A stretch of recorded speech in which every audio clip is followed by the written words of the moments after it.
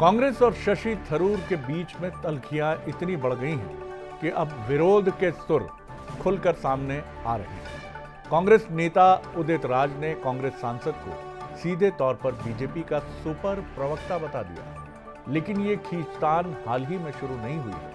शशि थरूर लंबे समय से केंद्र सरकार और केंद्रीय मंत्रियों की तारीफ में कसीदे पड़ चुके हैं, जो कांग्रेस के कई नेताओं को फूटी आंख नहीं सुहा रहा।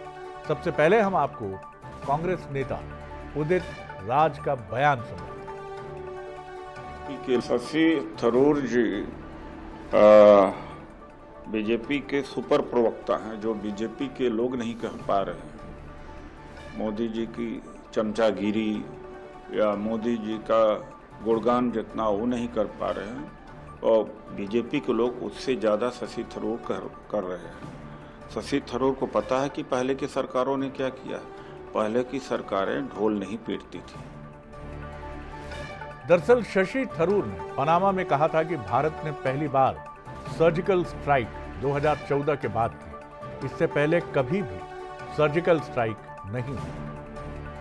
The Uri, when for the first time India breached the line of control between India and Pakistan to conduct a surgical strike on a terror base, a launch pad, the Uri strike in September 2015, that was already something we had not done before. Even during the Kargil war, we had not crossed the line of control.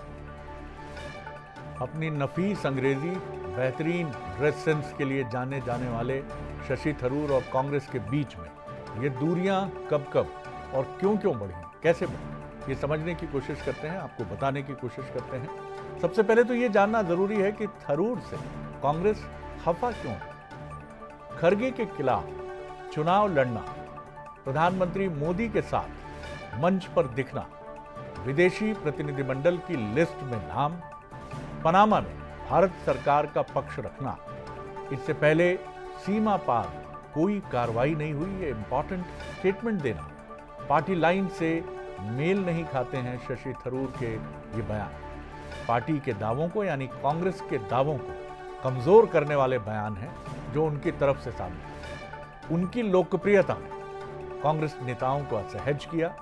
Kerala के संभावित मुख्यमंत्री के तौर पर उभर सकते हैं। आपको याद होगा कि प्रधानमंत्री ने केरल दौरे के समय ये बात कही थी, बिना नाम लिए, कि कई लोग असहज हो सकते हैं इस समय।